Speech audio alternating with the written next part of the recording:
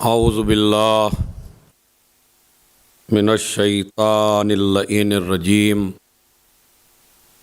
बिस्मिल्लाहिर्रहमानिर्रहीम अल्हम्दुलिल्लाहि रब्बिल आलमीन अस्सलातु वस्सलाम अला अशरफिल अंबियाए वल मुरसलीन सय्यदिना व मौलाना अबिल क़ासिम मुहम्मद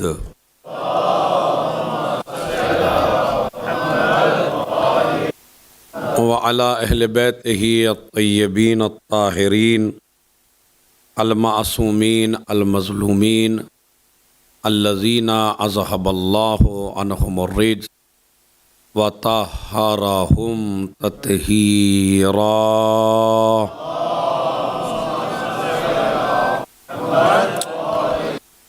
व लअनतुल्लाहि अला अअदाइहि मजमईन मिन यौमिना हाज़ा इला क़याम यौमिद्दीन अम्मा बअद।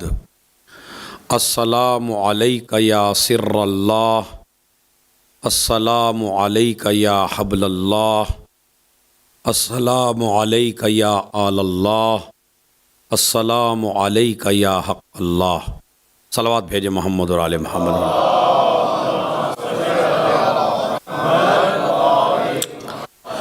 आज की ये मजलिस मखसूस है हमारे 10वें इमाम इमाम अली नक़ी अलैहिस्सलातु वस्सलाम की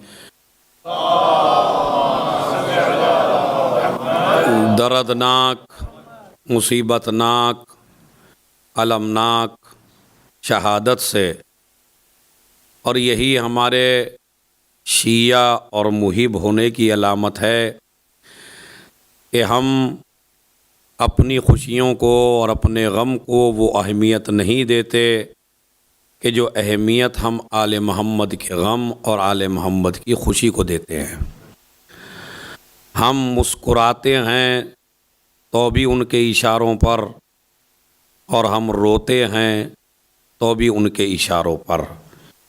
इसीलिए आले मोहम्मद की खुशी में खुशी और गम में गम मनाना हमारा शिआर है।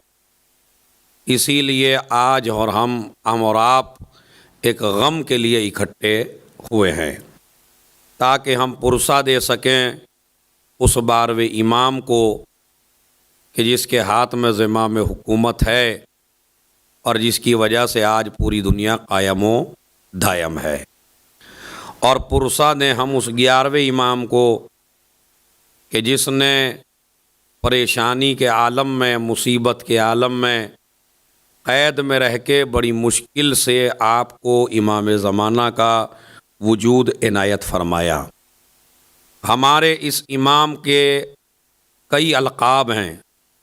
मसलन इमाम का एक लक़ब फ़क़ी है, एक लक़ब अमीन है, एक लक़ब शाकिर है, एक लक़ब हादी है, एक लक़ब मुर्तज़ा है। और ये दो चीज़ें किसी में आज तक जमा नहीं हुई कि नाम अली हो और लक़ब मुर्तज़ा हो। या तो ये पहले अली में जमा थी या ये 10वें अली में जमा है कि इमाम का नाम नामी अली है और लक़ब मुर्तज़ा है। यानी जो अपनी ख्वाहिश के एतबार से किसी से खुश नहीं होता बल्कि अल्लाह की मर्ज़ी के एतबार से खुश होता। लिहाजा ये हमारा इमाम मुर्तज़ा है। कल का मौजू यहाँ तक पहुँचा था कि हमारे इस इमाम ने कई तोहफ़े उम्मत मुस्लिमा को इनायत फरमाए, जिनमें से 3 तोहफ़ों का मैंने तज़किरा किया था। एक तोहफ़े का नाम है ज़ियारत गदीर, एक तोहफ़े का नाम है ज़ियारत जामिआ, और एक तोहफ़े का नाम है इमाम ज़माना अज्जलल्लाहु फ़रजहु अश-शरीफ मोहम्मद व अज्जल। तो इसका मतलब यह है कि हमारा ये इमाम हमें 3 तोहफे दे के गया है और इन 3 तोहफों का तज़किरा कल मैं महफिल में कर चुका हूं। इमाम से जब किसी ने पूछा, इमाम ज़माना से, कि हमारी परेशानियों का हल किस ज़ियारत में है, यानी अगर हम इक़्तिसादी तौर पे परेशान हो जाएं, रिश्तों के लिए परेशान हो जाएं, किसी भी मुसीबत में आ जाएं, मरज़ में मुब्तला हो जाएं, क़र्ज़ में मुब्तला हो जाएं, तो इमाम ने फरमाया अलैका बिल जामिया, अलैका बिल जामिया, अलैका बिल जामिया। उस ज़ियारत को पढ़ो जो मेरे दादा ने तालीम की है। तो ज़ियारत जामिया का दस्तूर हमारे यहाँ बहुत कम है। हम ज़ियारत आशूर पढ़ लेते हैं, हम ज़ियारत अरबईन पढ़ लेते हैं, हम ज़ियारत वारिसा पढ़ लेते हैं, लेकिन सबसे अजीम ज़ियारत ज़ियारत जामिया, कि जिसे आप हर इमाम के रोज़े में पढ़ सकते हैं। मसलन आप चौथे की बारगाह में जाइए तो यही ज़ियारत, 5वें की बारगाह में जाइए तो यही ज़ियारत, पहले की बारगाह में जाइए तो। हद यह है कि रसूल के रोज़े पे जाइए तो भी ये ज़ियारत पढ़ सकते हैं, बीबी के मज़ार पे जाइए तो ये ज़ियारत पढ़ सकते हैं, किसी भी इमाम की कब्र पे जाइए तो ये ज़ियारत जामिया आप पढ़ सकते हैं। और हर परेशानी का हल है, और फ़ज़ाइल का ठाटे मारता हुआ समंदर है। पूरी दुनिया के खुतबा और पूरी दुनिया के ज़ाकिरीन अगर मिंबरों पे बैठ के फ़ज़ाइल अली बयान करना चाहें तो वो अली का वो हक अदा नहीं कर सकती पूरी दुनिया, जितना हक इमाम अली नक़ी ने ज़ियारत जामिया में किया है। अपने दादा के वो फ़ज़ाइल, अपने अजदाद के वो फ़ज़ाइल, इमामत के वो फ़ज़ाइल, और अल्लाह से वो कांटेक्ट बयान किया हमारे इस इमाम ने, इमाम का। तो अगर मैं कुछ अल्फाज सुनाऊं तो ज़रा सलावात बावाज़ बुलंद पढ़े मोहम्मद वाले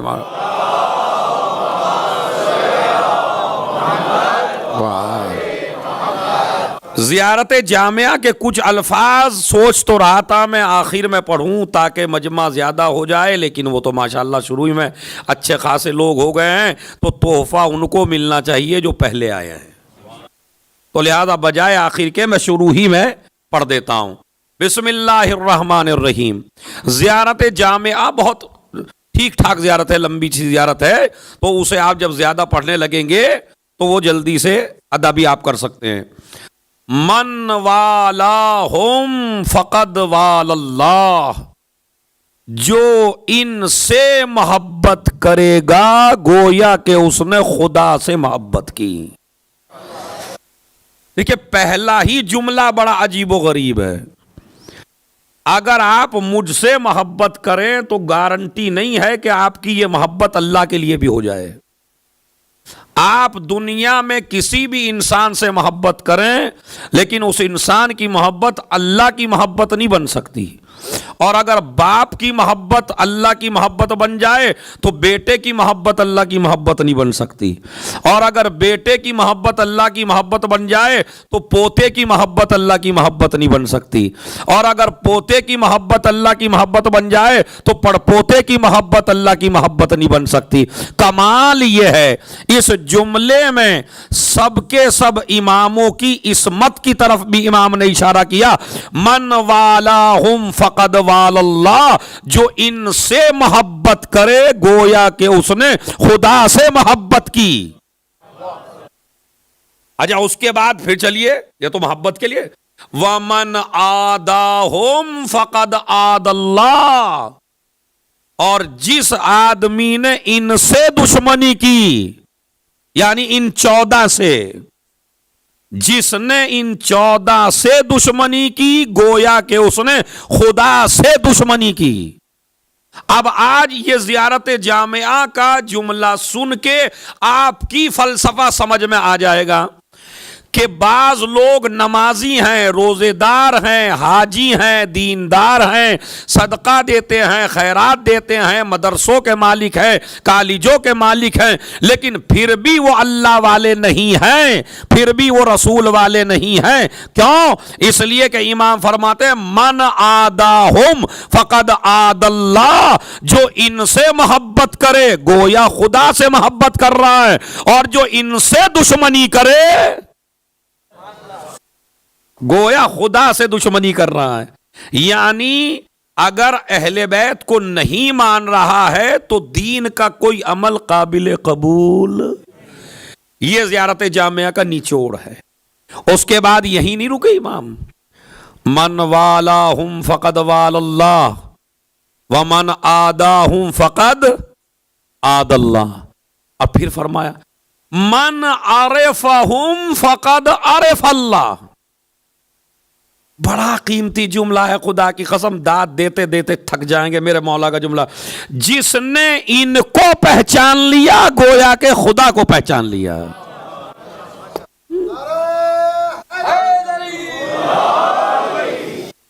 क्या फरमाया?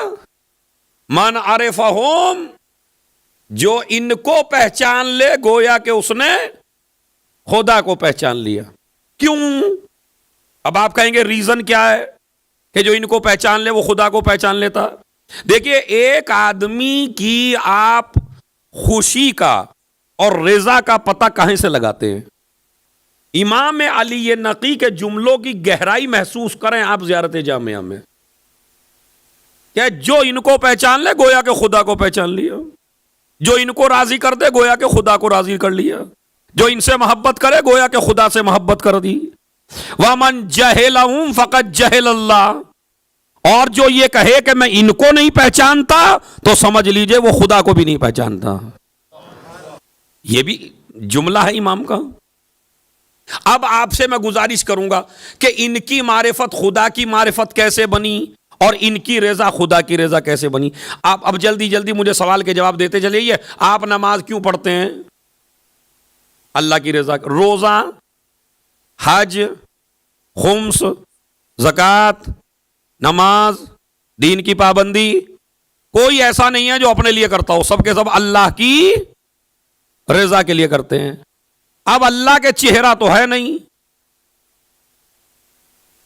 भाई। अगर आपको यह देखना हो मौन आज़ादार हमसे राजी है या नहीं, तो अगर मैं देख के मुस्कुराने लगूं तो समझ ले राजी हूं, और अगर मैं मुंह चढ़ाने लगूं तो कहेंगे आप तो नाराज है किबला हमसे। तो इसका मतलब है हर आदमी के नाराज और राजी होने का पता उसका चेहरा होता है। अब एक आदमी के चेहरा ही ना हो,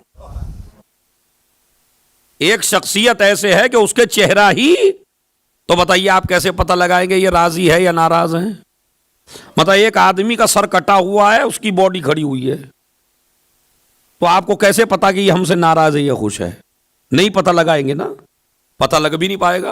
तो चेहरे से पता चलता है कि खुश है, चेहरे ही से पता चलता है कि नाराज है। अल्लाह के बॉडी है नहीं, इसलिए कि चेहरा होगा तो बॉडी होगी। भाई बहुत बड़ी फलसफी बहस है, जरा इसे जहन में रखिएगा। थोड़ा सा सलावात पढ़े ताकि यह बहस आसान हो जाए।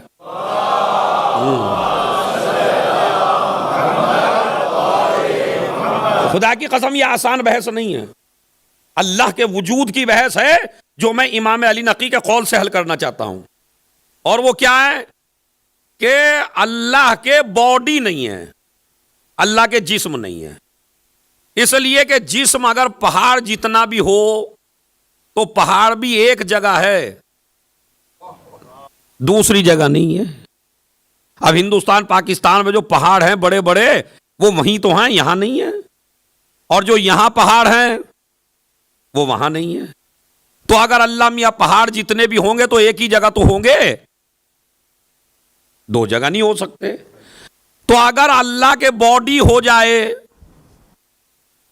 तो बॉडी की खासियत है एक जगह होना और दूसरी जगह ना होना।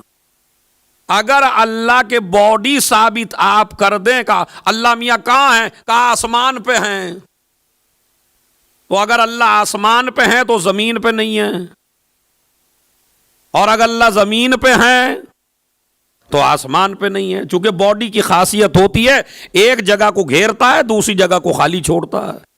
अभी आप थोड़ी देर पहले अपने ऑफिस में थे या घर में थे तो इमाम बाड़े में नहीं थे, और अब इमाम बाड़े में हैं तो घर में नहीं है। तो बॉडी की खासियत होती है एक जगह होना, दूसरी जगह ना होना। अब मैं आपसे बताना चाहता हूं अल्लाह का वजूद हर जगह है, जमीन पे भी है और आसमान पे भी है। अब आप कहेंगे दलील, तो दलील बिल्कुल बड़ी बेहतरीन सी है, मगर आपको पता नहीं है कि वो दलील क्या है। मगर दलील बड़ी मजबूत है, अल्लाह जमीन में भी है और अल्लाह आसमान में भी है। दलील क्या है? दलील है हमारी नमाज का वजूद। सजदा बताता है कि जमीन में है, दुआ बताती है कि आसमान में है। तो जमीन और आसमान का पता ये हमारी नमाज देती है। तो अब अल्लाह के बॉडी नहीं है, अल्लाह के जिस्म नहीं, इसीलिए बॉडी की खासियत है नींद आना। और अगर बॉडी होगी तो नींद आएगी, और अल्लाह को नींद नहीं आती।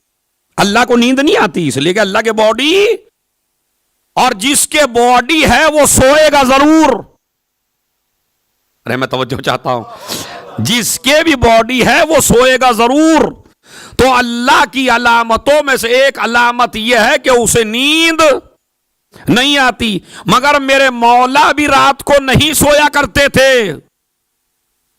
अब दुनिया कहीं बहक न जाए तो एक रात रसूल ने फरमाया, अली मेरे बिस्तर पर सो जाओ।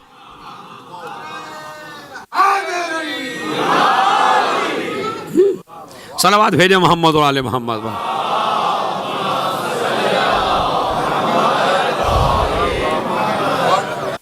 कहा या नहीं कहा अली? ये नहीं कहा अली मेरे बिस्तर पे लेट जाओ, कहा अली मेरे बिस्तर पे सो जाओ। और अजीजों वो सोया भी ऐसा, तो उसने कहा जैसा आज सोया। आप कभी कभी सोचते हैं ना कि भाई सोने में मर्जी खुदा के मालिक कैसे बने। अमा ये सोना नहीं था, अगर ना सोते तो दुनिया अली ही को खुदा कहती। अली ने सो के उसकी तौहीद को बचा लिया। समझ रहे आप? तो लिहाजा अल्लाह के बॉडी नहीं है। अब जब अल्लाह के बॉडी नहीं है, अल्लाह के चेहरा नहीं है, तो पता कैसे चले कि अल्लाह नमाजों से राजी है, अल्लाह रोजे से राजी है, अल्लाह हज से राजी है, अल्लाह तुम्हारे दीन से राजी है। इमाम ने सारे मसले को हल कर दिया, कहा जो इनसे राजी हो जाए खुदा उनसे राजी हो जाता। तो पहले देखना पड़ेगा आले मोहम्मद हमसे राजी हैं या आले मोहम्मद हमसे। अगर आले मोहम्मद राजी हैं तो खुदा राजी है, आले मोहम्मद नाराज हैं तो खुदा नाराज है। उसके बाद फिर फरमाते हैं बड़ा अजीब गरीब जुमला इसी जियारत का। क्या फरमाते हैं कि जो इनको पहचान ले उसने खुदा को पहचान लिया, जो इनसे जाहिल रह जाए मन अतसमा बेहिम फकद एतसमा बिल्लाह, जो इनसे तमस्सुक कर ले गोया के खुदा से तमस्सुक कर लिया। ये भी अजीब गरीब जुमला। फिर फरमाया ये तुम्हारे कितने काम आने वाले हैं। शोहदा ओ फी दारी दुनिया व शुफा उन दारिल आखिरा। ये आले मोहम्मद दुनिया में तुम्हारे आमाल के गवाह हैं, आखिरत में तुम्हारे शफी हैं। यानी दुनिया आबाद है तो इनसे, और आखिरत आबाद है तो इनसे। फिर फरमाते हैं वबे वेलायत कौम तुफ्तरज़ु अल मुफ्तरज़ा तुक़बलो अत्ता अल मुफ्तरज़ा।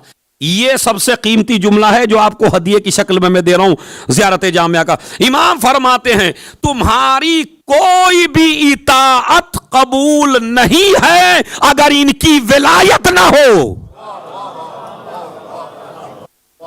नमाज, रोजा, हज, ज़कात, खुम्स जितना भी है सब अगर कबूल है बेविलायतिकुम, इनकी विलायत के जरिए है बस। तो नमाजों को कबूल करवाएं तो इमाम अली नकी, रोजों को कबूल करवाएं तो इमाम अली नकी।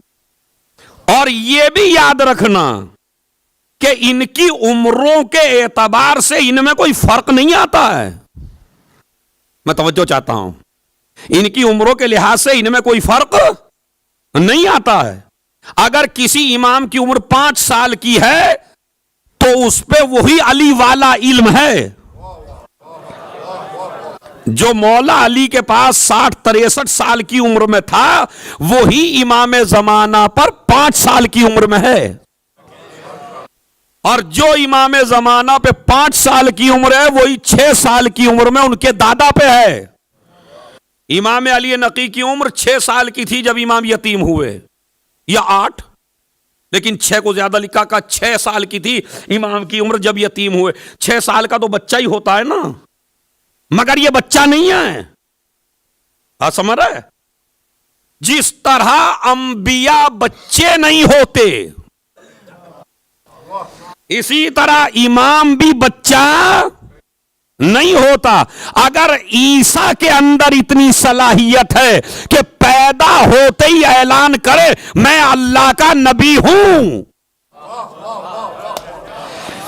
कमाल की बात है। जो इमामत के पीछे नमाज पढ़ेगा, जब उसका इल्म इतना है तो जो इमामत ईसा को नमाज पढ़ाए,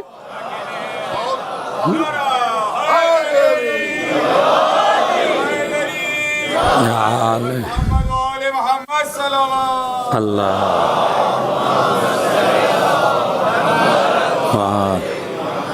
वाजल। तो हम देखें नबियों में कितने बड़े बड़े नबी थे और छोटे से थे उम्र में।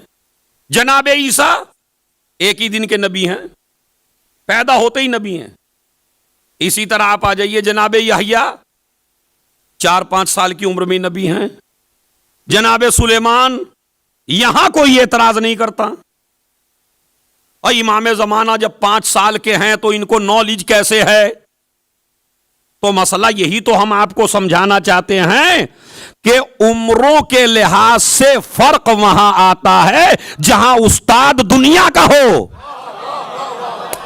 अरे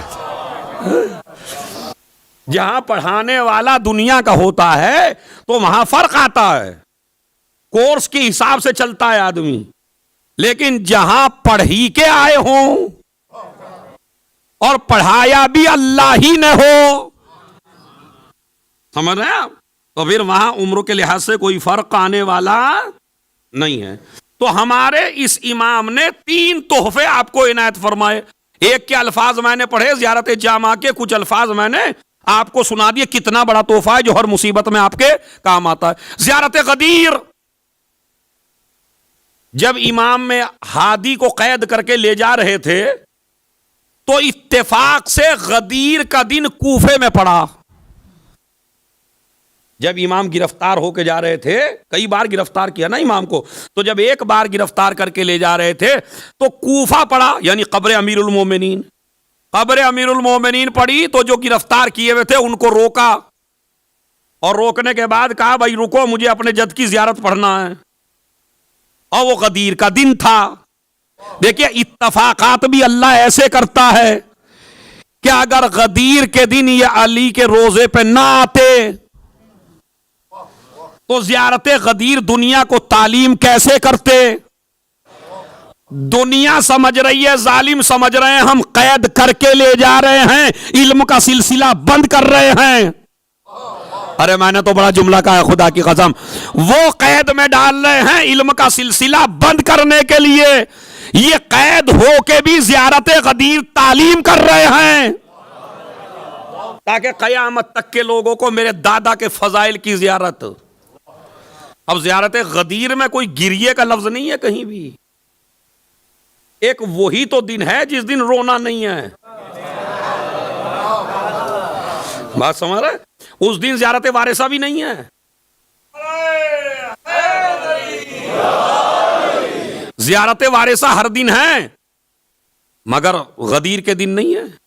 ज़ियारत आशूरा हर दिन है, मगर गदीर के दिन नहीं है।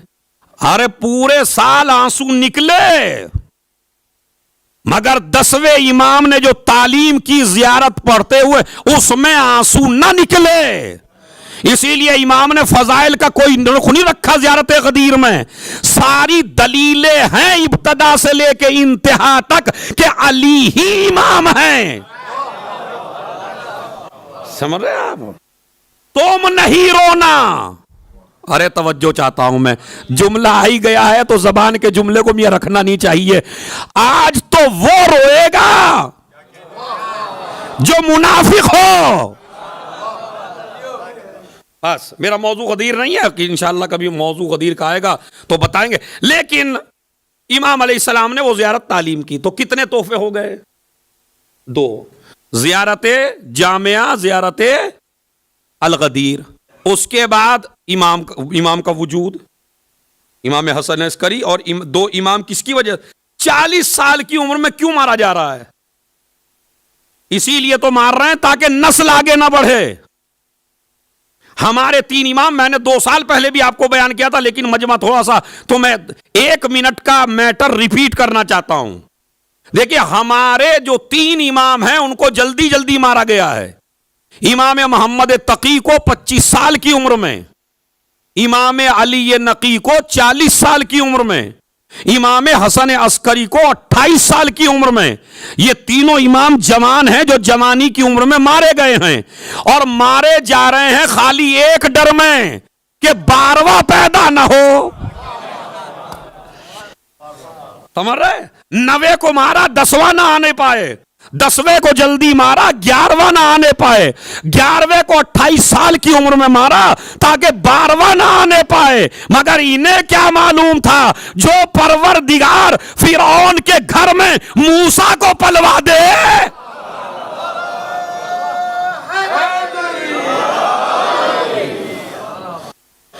सलावत भेजें मोहम्मद और आले मोहम्मद वाजिल फराजहुम। लिहाजा हमारा ये इमाम इस तरह सफर करता हुआ पहुंचा वहां। अब रास्ते के वाकयात मैं 2 साल पहले पढ़ चुका हूं, अब मैं सफर पढ़ चुका हूं, दरबार का रह गया था, क्योंकि मैं रिपीट नहीं करना चाहता, कुछ इमाम के हवाले से नया ही आपकी खिदमत में जाए। लिहाजा इमाम को दरबार में अब दरबार में लाने से पहले उन्हें रोका गया बड़ी खतरनाक जगह, जहां पे हैवान बांधे जाते थे, जहां पे फकीर मिस्कीन बेचारे पड़े रहते थे। समझ रहे आप? जहां गुलाम रखे जाते थे, जहां नीचे तबके के लोग रखे जाते थे, वहां इमाम को रोका गया। इमाम का चाहने वाला इमाम को देख के रोने लगा। ऐसी जगह और इतना अजीम इमाम, मौला ये तुम्हारी तौहीन कर रहे हैं।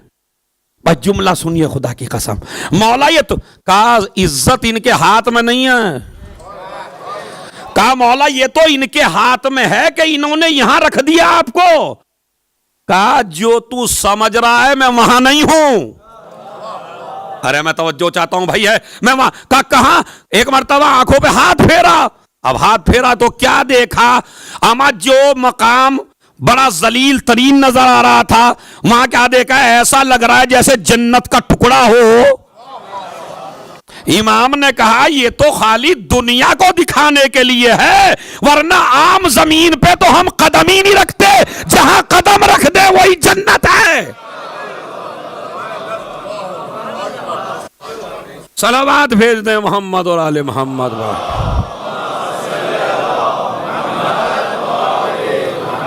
वाजिल। अब 2 इंतजाम हुए दरबार में। एक तो ये तौहीन की, दूसरी तौहीन ये की जब ये दरबार में आए तो बड़े मोटे मोटे पर्दे लटके हुए थे दरबार में, और वो जो 2-3 आदमी खड़े होते हैं उनको हटाने के लिए, और पूरा मजमा कुर्सियों पे बिठाया गया था। उन्होंने कहा जब ये आए ना तो कोई ताजीम के लिए उठे और न कोई पर्दा हटाए ताकि ये अपने हाथों से भारी पर्दे हटाए और मजहब शियत का गुरूर टूटे और दुनिया ये समझे कि जो इतना जलील कर दिया हो वो इमाम कैसे हो सकता है। इधर तो ये अपनी साजिशें रच रहा है, न कोई सलाम करेगा, न कोई ताजीम करेगा, न कोई खड़ा होगा, न कोई पर्दा हटाएगा। इधर मेरा इमाम बिल्कुल दरवाजे के सामने आया, जैसे ही दरबार के दरवाजे के सामने आया एक हवा चली, पर्दे खुद ब खुद उठे, हैबत ऐसी आई जो रुक रहे थे उठने से। एक उठा उसने सलाम किया, दूसरा उठा उसने सलाम किया, तीसरा उठा उसने सलाम किया। मुतवक्किल जिसने खुद मना किया था वो खुद ताजीम के लिए उठ गया।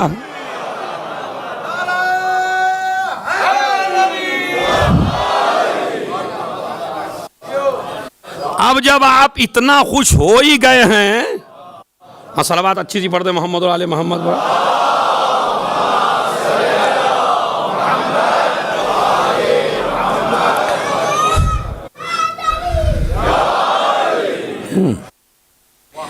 अब मैं ताकि जिसके हाथ बंधे हुए भी हैं यहां, तो सबके हाथ खुलवाने के लिए भाई एक जुमला मैं कहता हूं। क्या हुआ?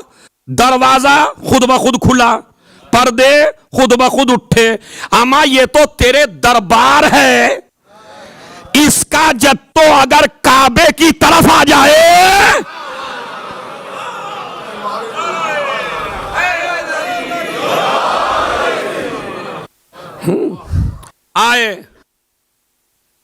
आए तो कैद में डाला गया। आज मैं आपसे एक फलसफा डिस्कस करना चाहता हूं कि आप आखिर आइम्मा से इन लोगों को इतना डर था क्यों कि हर इमाम को कैद में डाल दिया। भाई आप रिसर्चर हैं, आप जवान हैं, जरा दीन के बारे में कभी सोचा करें। चौथे को कैद में डालो, पांचवे को कैद में डालो, छठे को कैद में डाला, सातवें को कैद में मारा, आठवां कैद खानों में रहा, नवा इमाम कैद खानों में रहा, 10वां इमाम कैद खानों में रहा, 11वां इमाम कैद खानों में रहा। इधर कैद में इधर जहर, इधर कैद में इधर जहर। हालांकि कभी तलवार ना उठाई, कभी लड़े नहीं। मैं इसीलिए दुनिया को कहना चाहता हूं, अमा एक इमाम ने तलवार उठाई थी, आज तक वो ना झेली गई। और ये तो शुक्र खुदा करो कि अब्बास को इजाजत ना मिली। हाँ, तो अभी एक ही इमाम ने उठाई थी, वो ना संभल रही अभी तक। इमाम हुसैन ने, बाकी इमामों ने तो नहीं उठाई। आखिर इतनी दहशत है क्यों?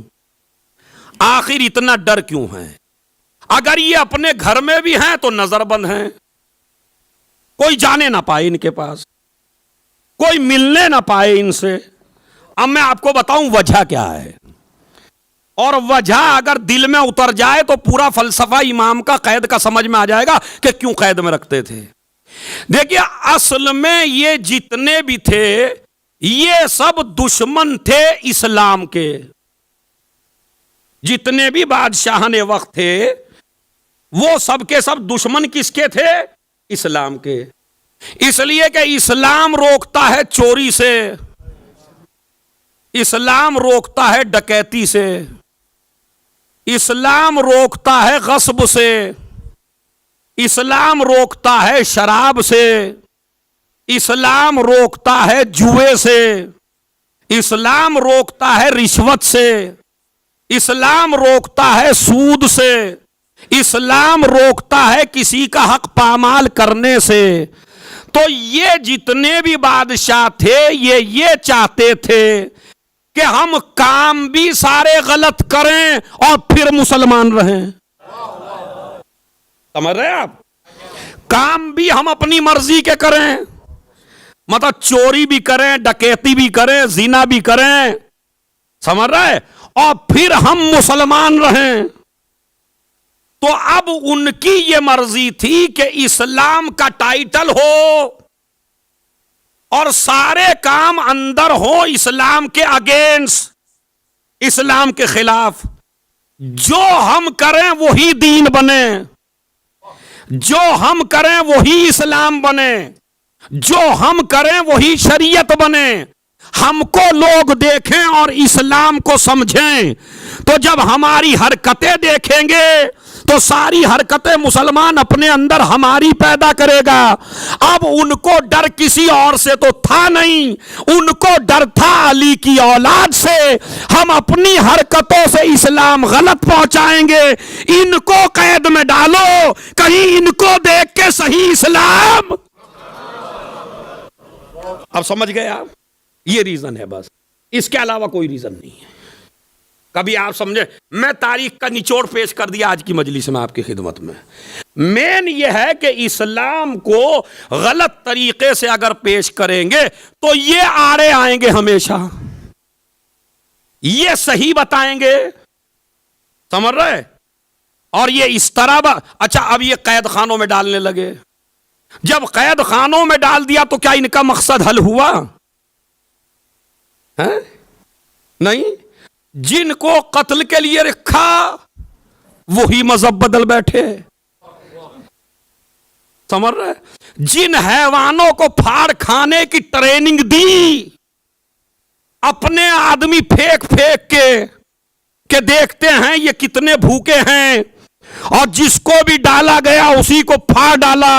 और जब मुतमईन हो गए कि अब वैसे भी हैवान पे अक्ल नहीं होती, लेकिन अब तो इतने भूखे हैं कि कोई भी आ जाए ये नहीं देखेंगे, उसके बाद 10वें इमाम को बुला के जानवरों के सामने डाला गया और खुद बुलंदी पे पहुंचा छत के ऊपर देखने के लिए।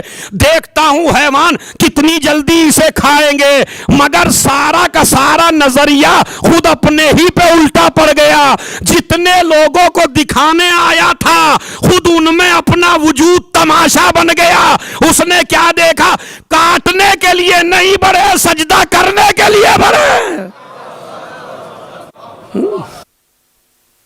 उन हैवानों ने सजदे में सर रख दिया, इमाम ने ऐसे सर पे हाथ रख दिया, प्यार करने लगे, बोसे देने लगे इमाम अलैहिस्सलाम को।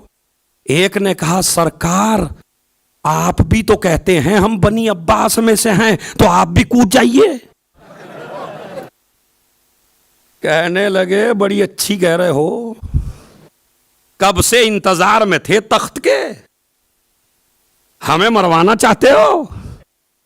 अरे हकीकत बात तो यही है कि हम तख्त पे बैठ के हुकूमत कर सकते हैं, मगर जो कैद में बैठ के भी दिलों पे हुकूमत करे वो यही है।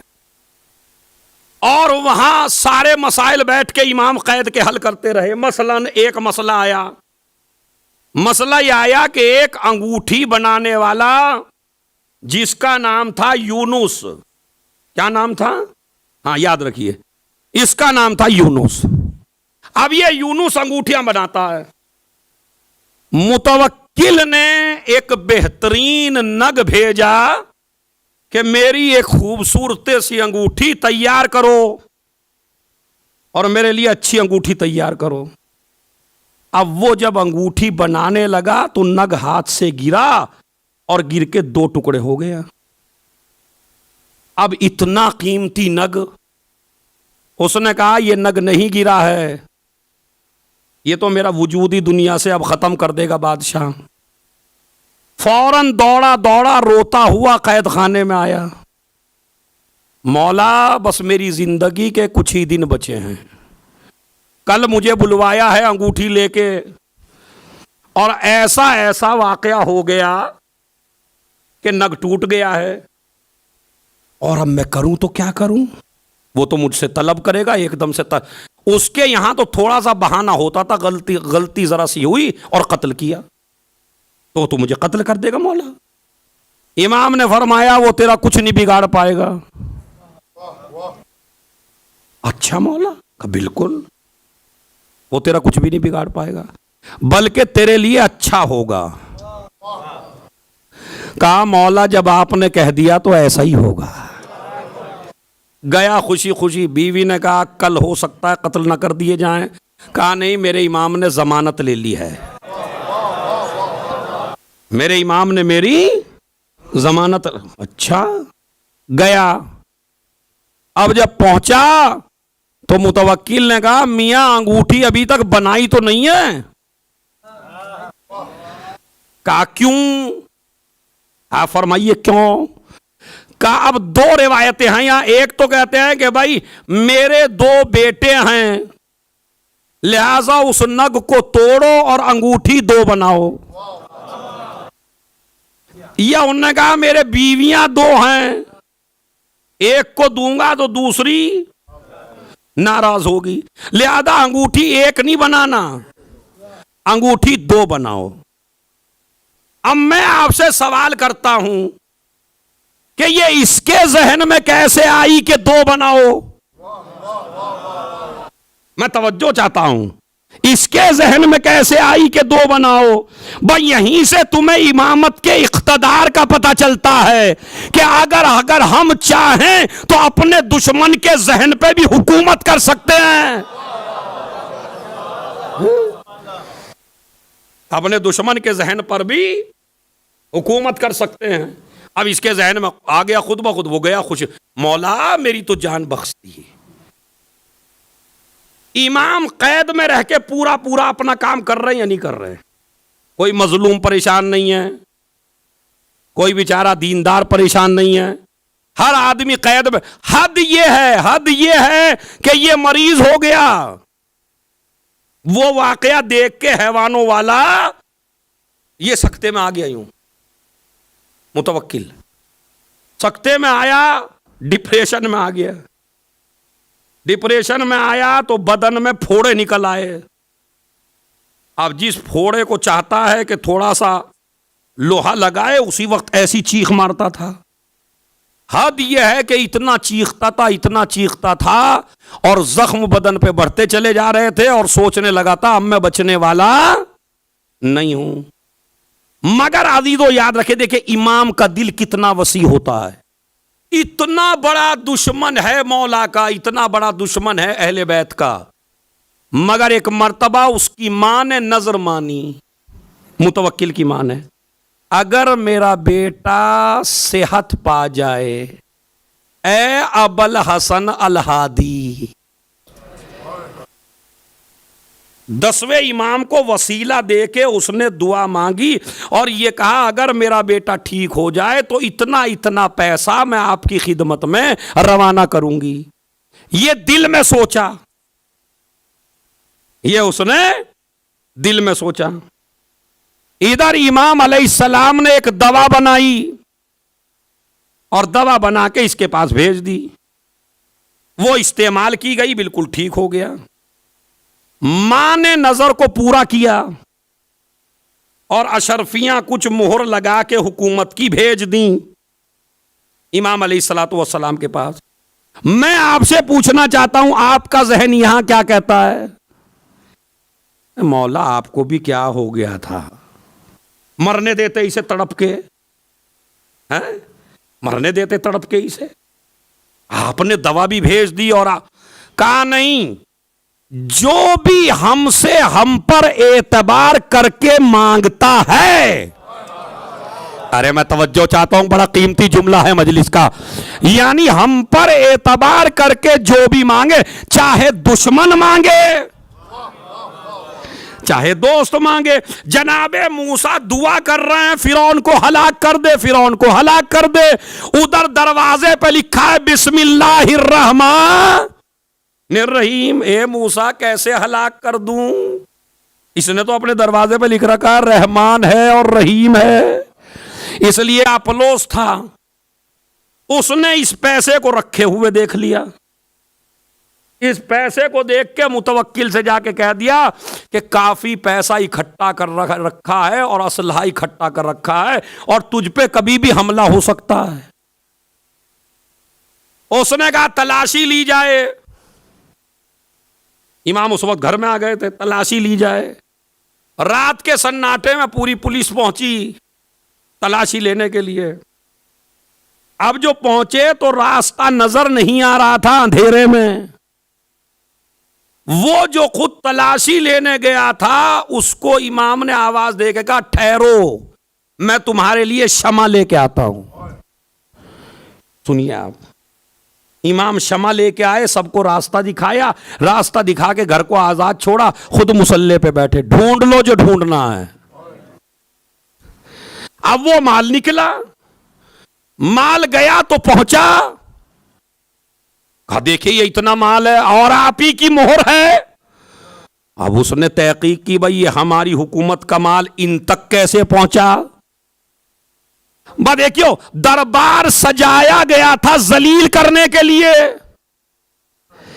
जब ये हुआ ये पैसा कैसे पहुंचा। एक मर्तबा मां आ गई दरबार में, अरे तवज्जो चाहता हूं, देखता हूं कैसे बैठते हैं आप। दरबार में मां आ गई और आके कहने लगी, बेटे ये क्या कर दिया जिसने तुझे बचाया हो।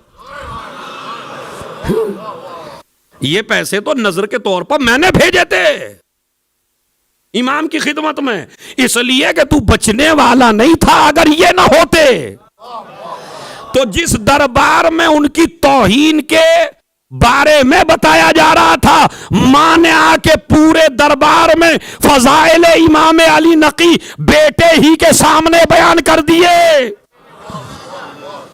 इसका मतलब है अगर हम चाहें तो तुम्हारी फजीलतें दुश्मनों के घर वालों से उगलवा सकते हैं। तो ये हमारे इमाम अली नकी अलैहिस्सलातु वस्सलाम, मोहम्मद वअज्जिल फरज, इसीलिए उनकी जियारत के 4 कलमे बतौर तबर्रुक मैंने पढ़े थे। अस्सलामु अलैकुम या हक़्क़ल्लाह। तमाम मुज्तहिदीन और तमाम उलमा जब इस जियारत की शरह करने बैठे तो उन्होंने कहा इस जुमले की शरह मुमकिन नहीं है। ये जो 10वें इमाम की जियारत में लफ्ज है अस्सलामु अलैका या हक़्क़ल्लाह, और आप ही समझ लें ए अल्लाह के हक, तुझ पे हमारा सलाम हो। अस्सलामु अलैका या हब्लल्लाह, ऐ अल्लाह की मजबूत रस्सी, तुझ पे हमारा सलाम हो। अस्सलामु अलैका या सिर्रल्लाह, ऐ अल्लाह के राज, तुझ पे हमारा सलाम हो। और वो जुमला जिसकी अभी तक किसी की नजर न गई हो तो वो सुन लीजिए, जुमला ही बड़ा अजीब व गरीब है। अस्सलामु अलैका या आलल्लाह, ए अल्लाह के अहल, तुझ पे हमारा सलाम हो। तो यह है इमाम अली नकी अलैहिस्सलातु वस्सलाम। और उसके बाद आपने देखा आज कब्र कितनी मुनव्वर है। इन्हीं की नस्ल में से, मुतवक्किल की नस्ल में से एक आदमी नसीरुद्दीन जिसका नाम था, वो आया, पहले मुतवक्किल की कब्र पे गया। अब वहां तो निजासतें ही निजासतें पड़ी हैं, हैवान ने अपना अड्डा बना लिया, नजीस हैवानों ने कब्र को। भाई इससे ज्यादा खुल के मैं नहीं कह सकता हूं। सारे नजीसुलैन हैवान सारे वहां जमा। उसके बाद और की कब्र पे पहुंचा, वहां भी यही हाल। उसके बाद और कब्र, वहां भी यही हाल। अब नमक छिड़कने वाले हर जगह होते हैं जख्मों पे। उसके बाद वो आया 10वें इमाम के रोजे पर और 11वें इमाम के रोजे पे। कोई आदमी कुरान पढ़ रहा है, कोई तिलावत कर रहा है, कोई नमाज पढ़ रहा है, कोई रुकू कर रहा है, कोई सजदे में है, तिलावत की आवाज़ें हैं, कोई इत्र लगा रहा है, खुशबू महक रही है, चारों तरफ से आवाज़ आ रही है। वो कहने लगा सरकार, जिनकी कब्रों से आए थे वो बादशाह थे। अरे मैं क्या करूं भैया, जिनकी कब्रों से आप आए हैं वो बादशाह थे, जिनकी कब्रों पे अब आए हैं वो कैद खानों में थे।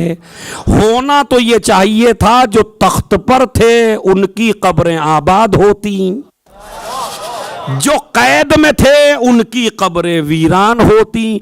आपके पास इतनी दौलत है, आप भी रोजे बना दीजिए ना। तो एक मर्तबा उसने कहा अगर मैं बना भी दूं तो रौनक आने वाली नहीं है, इसलिए कि जिनका रिश्ता अल्लाह से होता है अल्लाह उन्हें आबाद रखता है, और जिनका रिश्ता शैतान से होता है अल्लाह उन्हें बर्बाद कर देता है।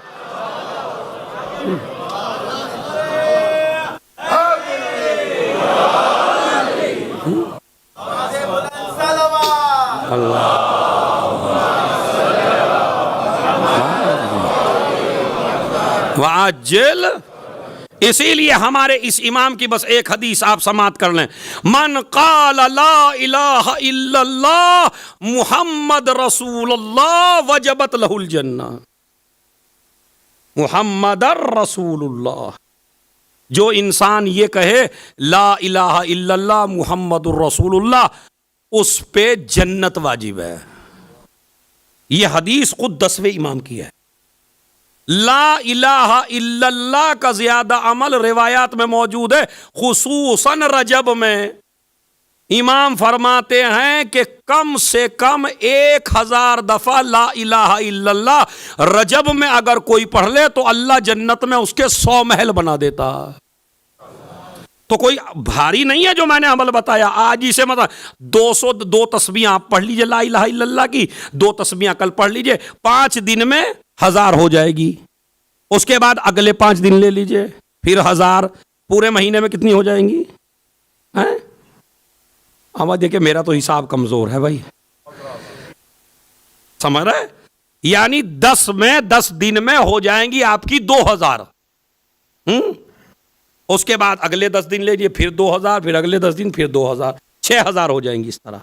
तो 6000 जिसने ला इलाहा इल्लल्लाह कह लिया और रजब में, और इमाम क्या फरमाते हैं, नबी क्या फरमाते हैं, जिसने 1000 मर्तबा ला इलाहा इल्लल्लाह रजब के महीने में कह दिया, अल्लाह उस पे जन्नत वाजिब कर देता है, जन्नत में 100 महल बना के देता है। इधर इमाम क्या कह रहे हैं, जो ला इलाहा इल्लल्लाह कहे उस पे जन्नत वाजिब है। अब कहते हैं नबी ने भी यही जुमला कहा था। जब इमाम ने कहा तो कहा नबी ने भी, मेरे दादा ने यही जुमला कहा था। तो कुछ साहबा ने आके कहा ऐसी हदीसें ना पढ़ा करो लोगों के बीच में, कहीं ये आमाल से दूर ना हो जाएं। बोला ला इलाहा इल्लल्लाह कह के जन्नत में चला जाएगा। कहने लगे मेरा दादा अली बराबर में बैठा हुआ था, एक मर्तबा नबी ने मेरे दादा की पुष्ट पे हाथ रखा, कहा बिल्कुल ला इलाहा इल्लल्लाह कहने से जन्नत में जाएगा, बशर्ते के इसे मानता हो।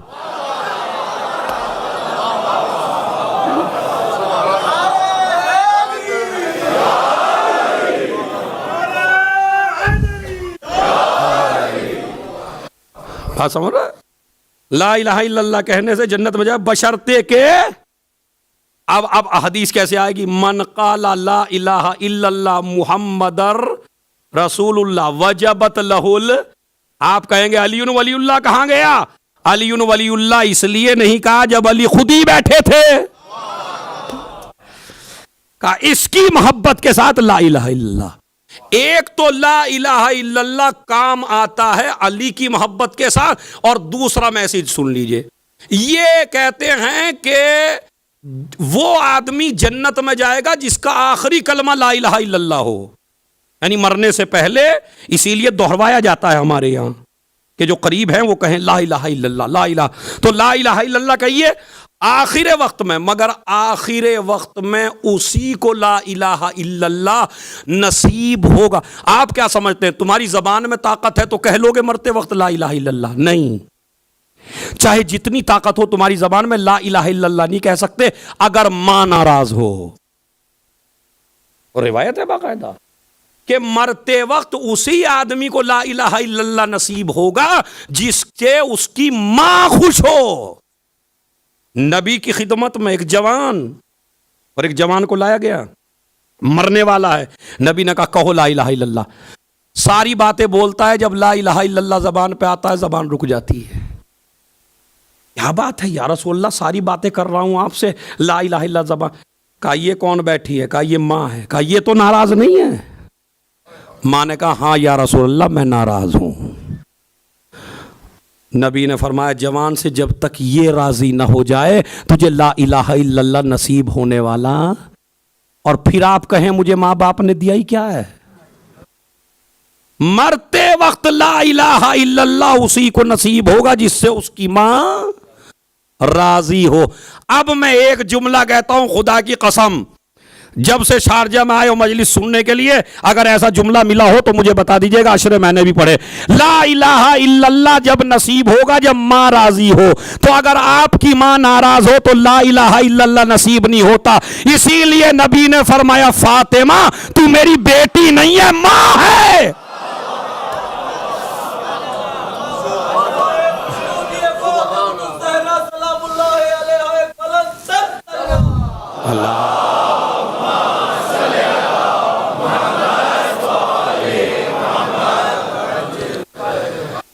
फातिमा तू मेरी बेटी नहीं, तू मेरी मां है।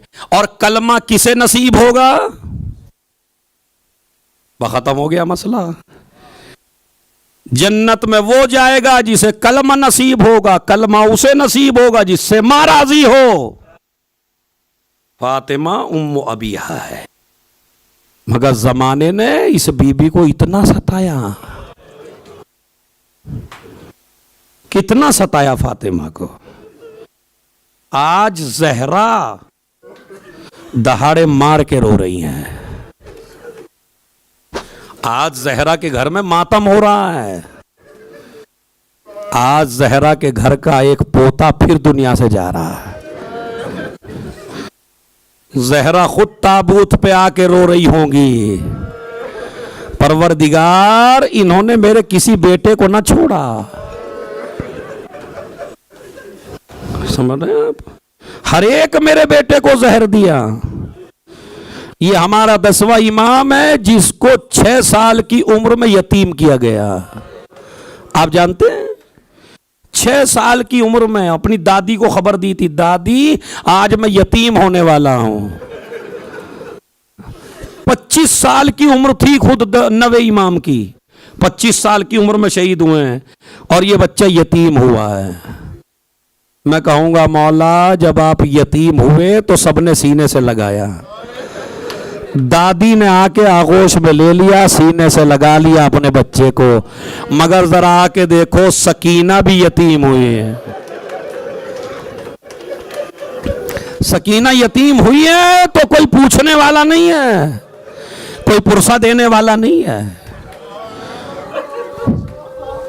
बल्कि पूछती है जब बाप कहता है कि यतीम किसे कहते हैं बाबा, ये वाकया न पूछ, ये मौका अजीम है, मर जाए जिसका बाप। नन्हा सा गला जब तेरा रस्सी में बंधेगा, तब हाल यतीमी का मेरी जान खुलेगा। तो एक ये बच्ची भी यतीम हुई है, मौला आप भी यतीम हुए हैं। मगर इमाम अली नकी की सबसे बड़ी मुसीबत मैं आपको सुनाऊं क्या थी, जो और किसी इमाम के साथ ऐसा नहीं हुआ अलावा चौथे के।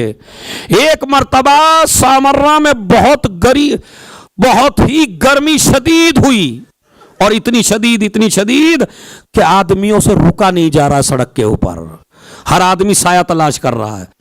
उसमें इसने ऐलान किया मेरा तख्त मेरी सवारी पर रखा जाए और मेरी सवारी को बाजार से गुजारा जाए धूप में, खुद अपने ऊपर साया करा लिया। जितना तमाशाई मजमा है उनके ऊपर भी साया किया जाए, दोनों साइड में लोग मेरे एहतराम के लिए जमा हों और वो भी साए में खड़े हों। और धूप इतनी है कि साए में भी लोगों को चैन नहीं आ रहा है, मजमा बेहद है। उसने बुलवाया, कहा अब बुलाओ 10वें इमाम को। इमाम अली नकी को बुलवाया, ऐसे नहीं लाना, हाथों में हथकड़ियां। खुदा की कसम चीखे मार के रोएंगे आप।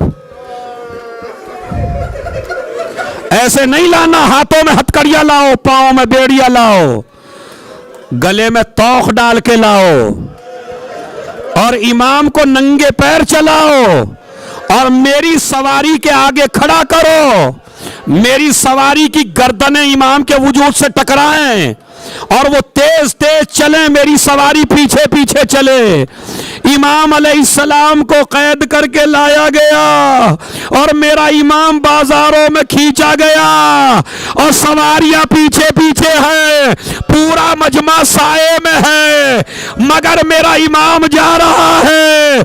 मैं कहूंगा मौला आप पे बड़ी मुसीबत है, मौला ने कहा कोई मुसीबत नहीं है, मुझे मेरी जद्दा ज़ैनब कुबरा, मेरा दादा ज़ैनुल आबिदीन,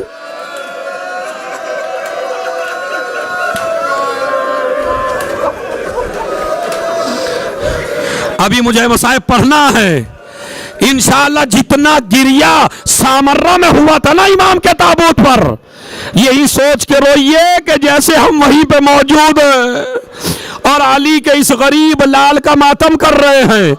तो मैंने कहा मौला आपको जंजीरें पहनाई गई, हथकड़ियां पहनाई गई, मगर जिंदगी, पूरी जिंदगी तो नहीं पहनी। और जब आप चल रहे थे तो कोई ताजियाने नहीं मार रहा था, मगर आपका दादा सज्जाद वो कहते हैं हमें दरबारे यजीद में ऐसे ले जाया गया जैसे हैवान। अरे जब कोई न चल पाता था शिम्र ताजियाना,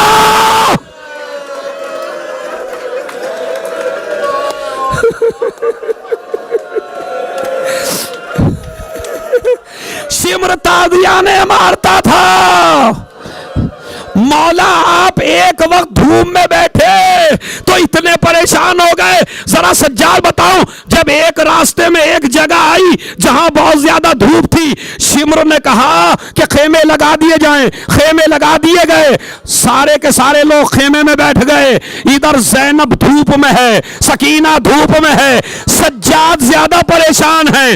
हाथों की हथकड़ियों पर जब धूप पड़ रही है तो एक मर्तबा का फूफी अम्मा, अरे मुझसे बर्दाश्त नहीं होता, कहा मेरे लाल तू यहां बैठ जा। खेमे के साये में पहुंचे, जो खेमे का साया था उसमें बैठना चाहा, जंजीरों की आवाज शिम्र तक पहुंची, फौरन ताजियाना निकाला सज्जाद के फुटबार।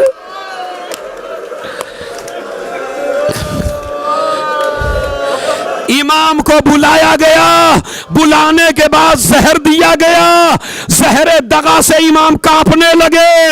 अपने बेटे को बुलाया, मेरे लाल अरे मुझे गुस्ल तू देना, मुझे कफन तू पहनाना, मेरा जनाजा तू उठाना। अरे जिसका बेटा जिंदा होता है वो यही करता है। हाय हुसैन,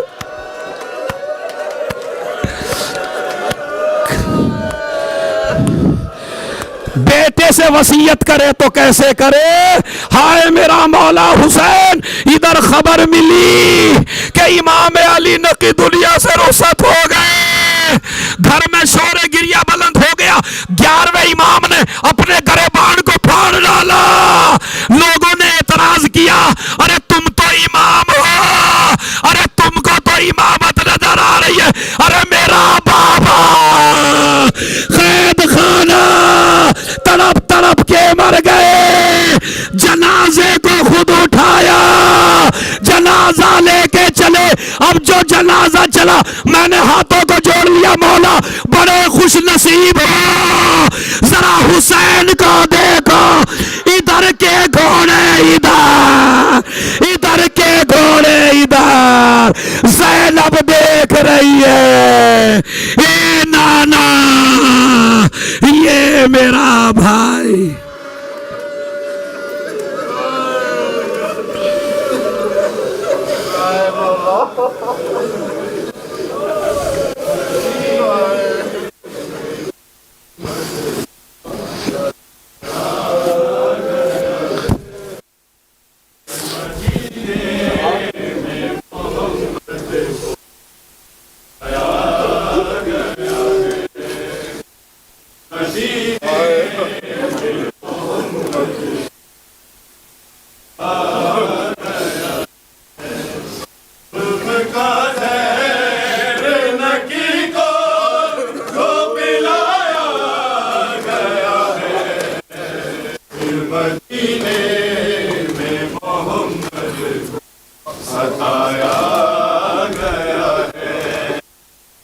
मदीने में मोहम्मद सताया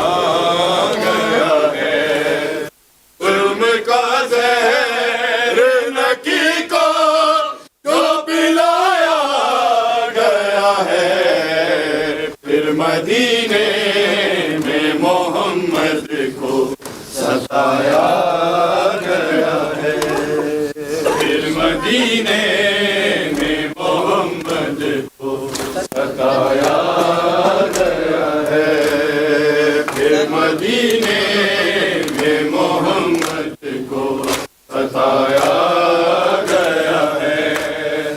फिर मदीने में मोहम्मद को सताया गया है। जुल्म का ज़हर नकी को जो पिलाया गया है। फिर मदीने में मोहम्मद को सताया गया है। फिर मदीने में मोहम्मद को सताया गया है। फिर मदीने